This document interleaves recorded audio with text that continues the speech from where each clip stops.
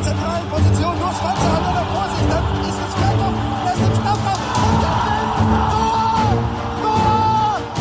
Für die Frankfurter Eintracht. 5:1. Herrlich!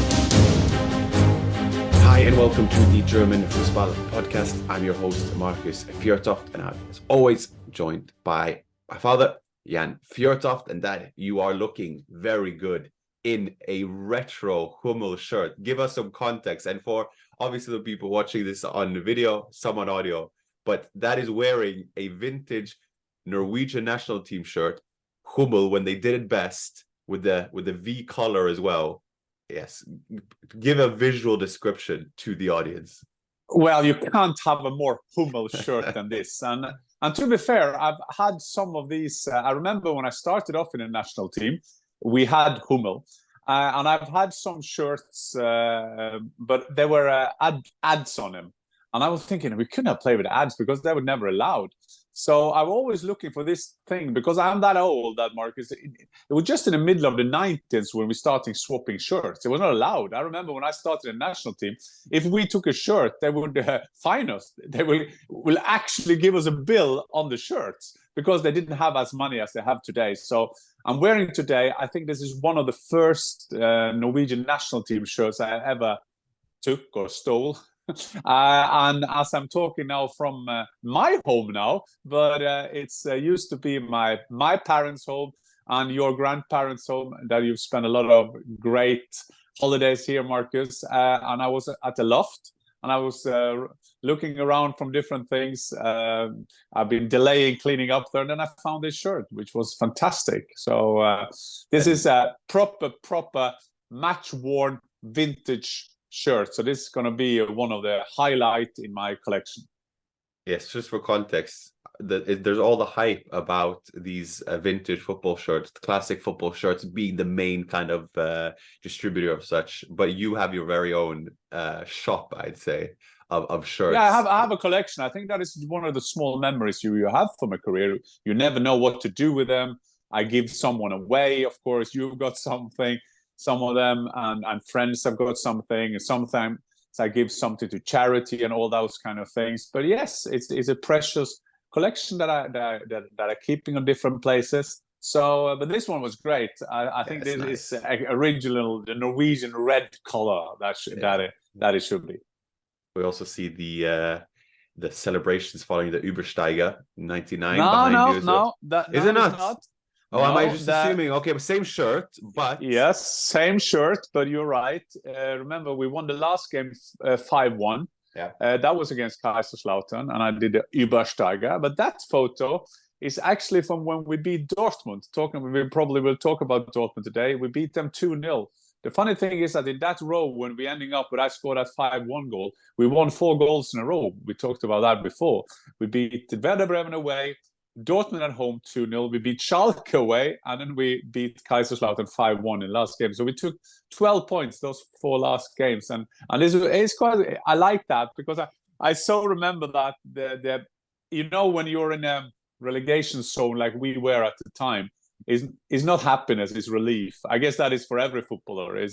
Happiness is something you think of after your career, but at the moment when you're in there, it's always a relief because we had to win that game, played against Jens Lehmann. And a funny fact, I remember I ran 1-1 against him. This is then 5 seconds before this photo is taken.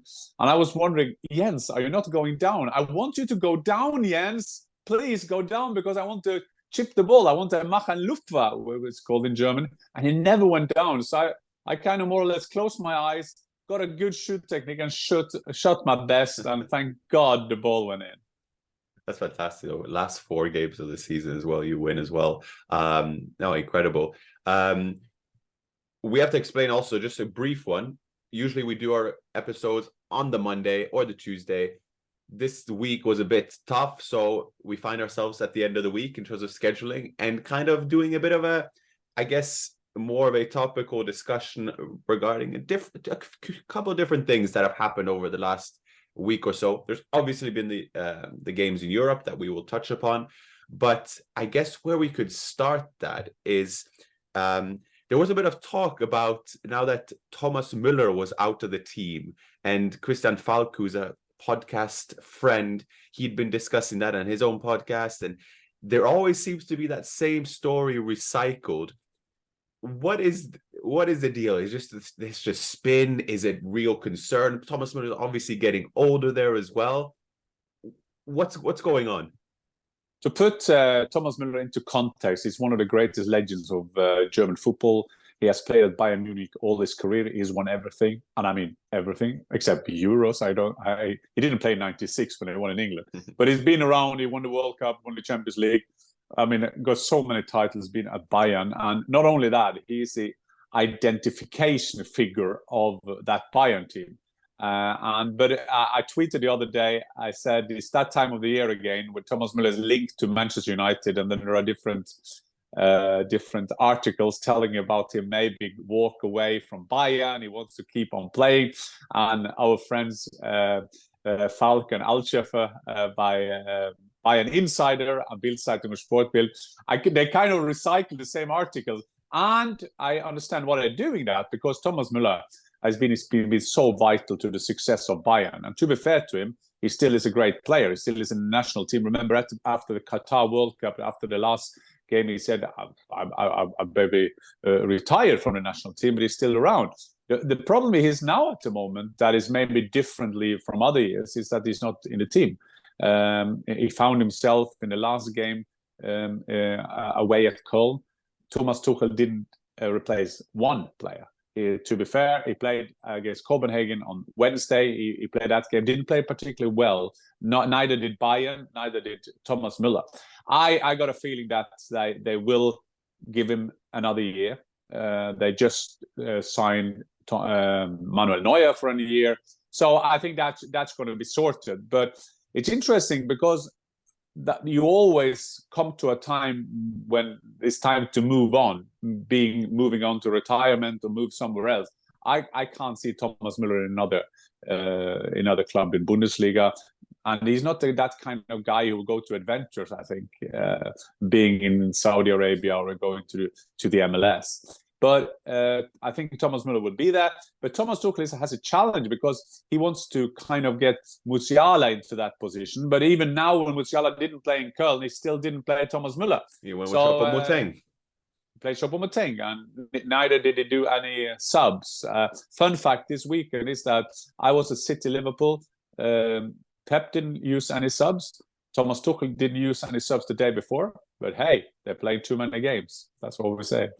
Yeah, well, there's more nuance to that, and as a PFA employee, I can say a lot of things about that one. But I'm just joking. I know, of course, I get it. Yeah, I'm just joking, but it's a bad argument for them when they don't using any subs in the game. But hey, when the winning takes the ultimate precedent, that's how it is. Well, you mentioned there Musiala as well.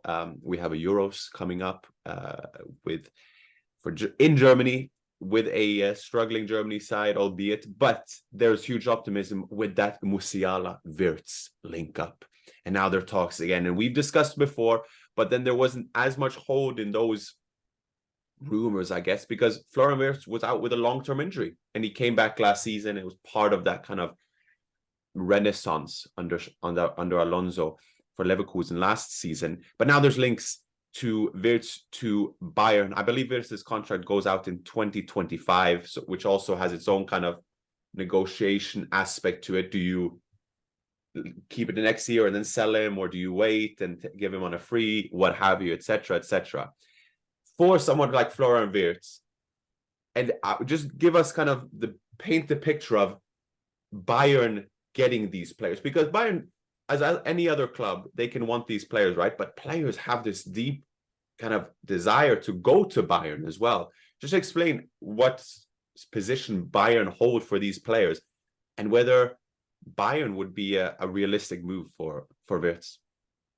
Well, as this week was mentioned at one of our favorite podcasts, Rest is Politics again, with Alistair Campbell and Rory Stewart. I haven't heard that one yet. Okay. So I will do a quote of Rory Stewart when I start to explain this, to put this into context, Marcus. He always does that because he says, which is very good, because sometimes you just think about the case which is now, but there's always a context to put it into. Bayern Munich is by far the most successful club in German football, meaning that they will get the best players. They also have the financial resources over years since Uli Hoeneß took over in the end of 70s, 77-ish. He took over the team under reign there. So they always have managed to get the best players.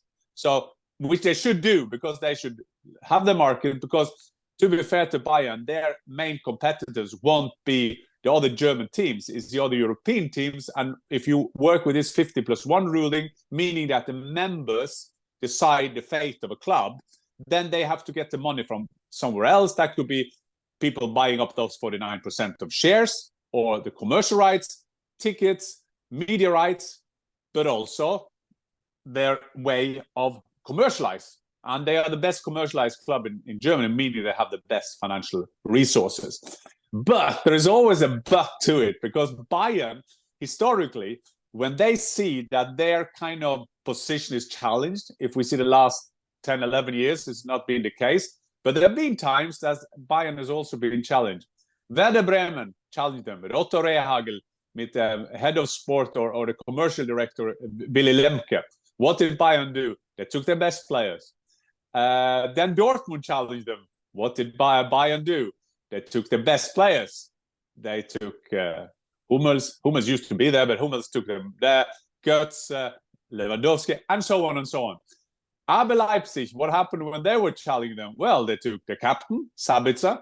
They took their coach, Julian Nagelsmann. Of course they do.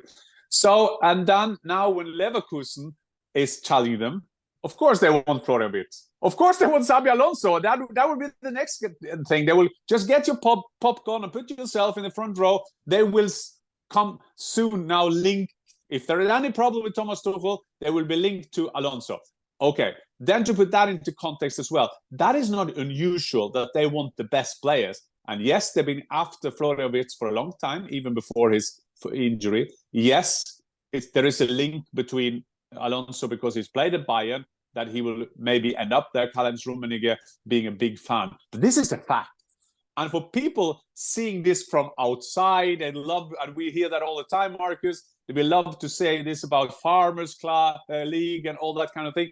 People hate that, because they know the only way is that the teams could keep the best players. And that is the key to land this argument, is that even though Bayern Munich want Florian Wirtz, well, it's up to Leverkusen to sell him. If Bayern want Julian Nagelsmann, well, why did Leipzig let him go then? And so on and so on. And then you have clauses, then you have Lewandowski who were on a free, and so on and so on. But still, this is a part of the kind of German thing. And in England, you will never see someone be so keen of going from Manchester United to Liverpool in the opposite way. But in Germany, the big dream for a lot of the players to play for Bayern Munich, because they are so dominant. They are the big force in German football. So they're more likely to go that way than in other countries where the big rivalry is between. Remember, we seen a documentary about Figo going from Barcelona to Real Madrid and so on.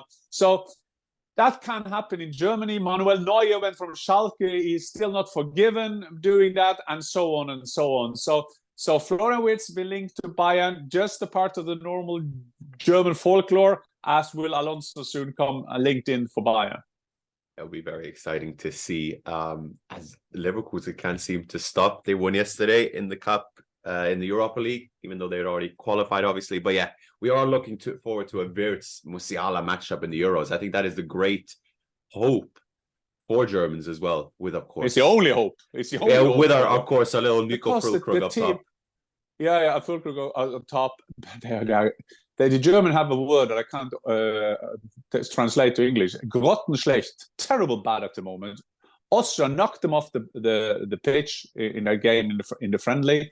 And the Germans got to be worried what is going on. And Nagelsmann, after being 2 minutes in a job, he starts being criticized that maybe they should set in Fuller again. But I mean, not even the Germans could be that crazy. But still, for the Germans to be a host and for the Germans not to have a great team, and to be fair to them, Markus, they haven't had that for the 2 last World Cups. So this is not new. It's not like it's breaking news that Germany is struggling in the national team at the moment. They are struggling. And they had the oldest average and the oldest team they've ever had in over 20 years. Just tells you the story. But to be fair, I have to say, Saturday, I think his under 17 national team of Germany is in the final of the World Cup. So there is hope. There is hope, indeed, but on a longer term. Indeed. Yeah, I mean, Nagelsmann briefly said that it might be a case in which talent goes out and there is certain hard work or a kind of character that comes in, which is when you are creating a team, right, is finding that ever balance. There's also talk, just on a slight digression, there's also a talk in terms of finding that ever elusive number 9 for Germany. Füllkrug has done that excellently, but you also have someone like Dennis Undav at Stuttgart, who is funny. We've paid so much attention to Guirassy, done fantastic. But then Undav, when Guirassy was injured, Undav's now got 7 Bundesliga goals in 9 Bundesliga games. And his goal, part of his motivation to go to Stuttgart on loan from Brighton, was to try and get a Germany call-up as well. So there are certain things, but of course, I don't know if it's Dennis Undav who is the savior. Let's just look back on the European games before we close it off. I think a couple of thoughts, a couple of things I want to discuss. One, Bayern play a rather unsensational 0-0 against FC Copenhagen, but Manuel Neuer, since his return, Dad, there hasn't been these moments in which you say, yeah, but he's been injured and so be it. It seems like he's hit the ground running, and now going into the Euros, all Germans are discussing is, yeah, but who's going to be number 1? You got Ter Stegen, but when a fit Manuel Neuer is available, you'd like to think that he would play. But then, for context, we remember the whole Nagelsmann Neuer goalkeeper situation there as well. I don't know what your predictions or, I guess, thoughts would be on his situation. Well, we can argue forward and back, but everybody knows that Neuer will be in goal. I mean, that is... Yeah, okay, so you think that's... No. It's not that easy, because Nagelsmann and Neuer worked together in Bayern. Remember, he went on a ski holiday. There is a lot of water under the bridge there as well. The funny thing is, historically, in 2006, when Jürgen Klinsmann was the head coach of the German national team, they were hosting the last tournament.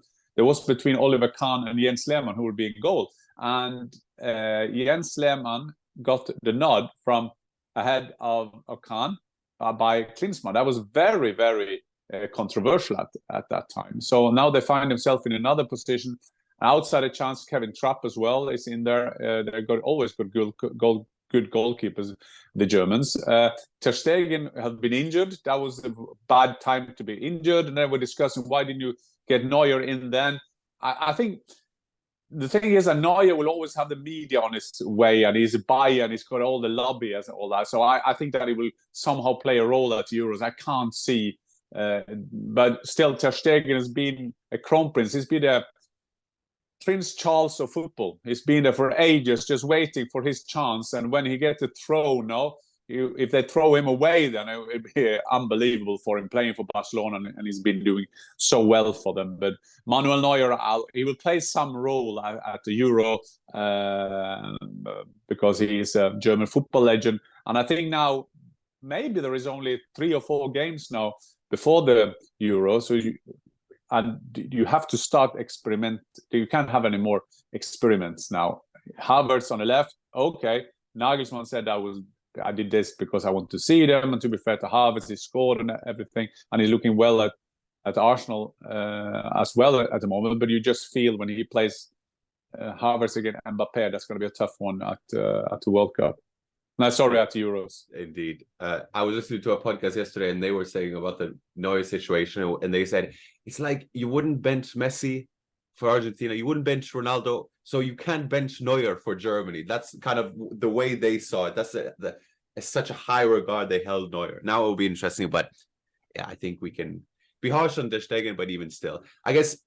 Lastly, also, we cannot go an episode without discussing Dortmund, because I think what I've concluded is it's the predictable unpredictability. And then there's also, I think we as Bundesliga aficionados, we kind of want to have answers to Dortmund. And football is complex. There are a lot of moving parts.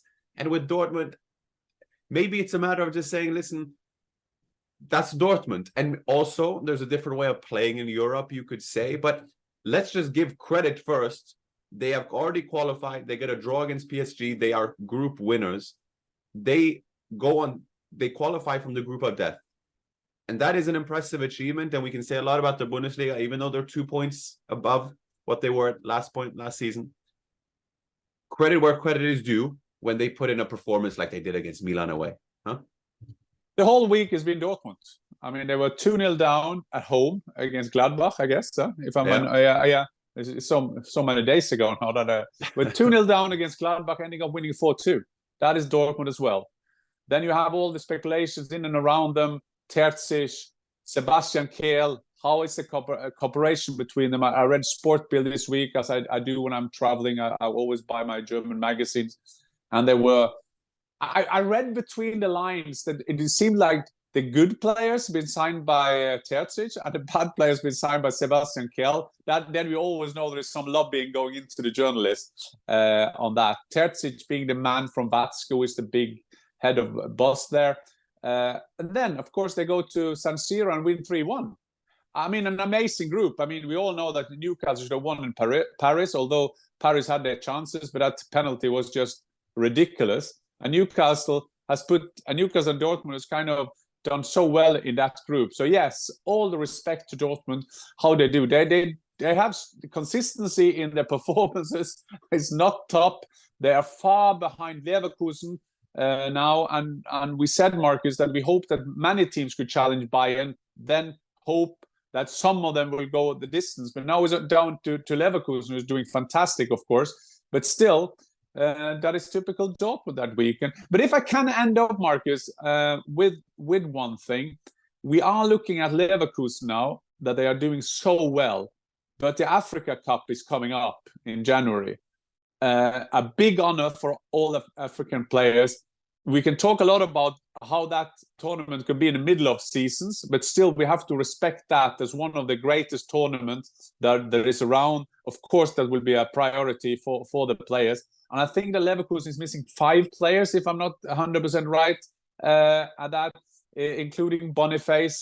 So it's going to be interesting to see what kind of influence that will have on the Bundesliga table. Because, mind you, Bayern won't have money, but Leverkusen will see if they will invest in January to get some gap-ins for that tournament. And it's also by that Africa Cup, the thing is, you never know how far the team will come. Their countries will come in the tournament. So will they come back after 2 weeks, or will they go to the final and then it will stay longer, and so on. So that could have a big consequence on the Bundesliga trophy battle this season. Therefore, it's good for Leverkusen. Patrick Schick scored yesterday as well with good to have him back. Good to have back after a long-term injury. And don't forget, he was the main goal scorer for Leverkusen as well. So good news all over. We look forward to an intriguing Bundesliga weekend. We will be back then. We aim for Monday to review the happenings then. But some big games, and we obviously got Dortmund, Leverkusen, or is it Leverkusen, Dortmund? I'm gonna have to look that up. But either way, on Sunday, they match up against each other, which could be, a big game in the overall title challenge for Leverkusen, mind you, and not Dortmund. But that, for now, thank you very much. And I keep looking for treasures with football shirts, and then we'll speak later. Bye-bye. Auf Wiedersehen.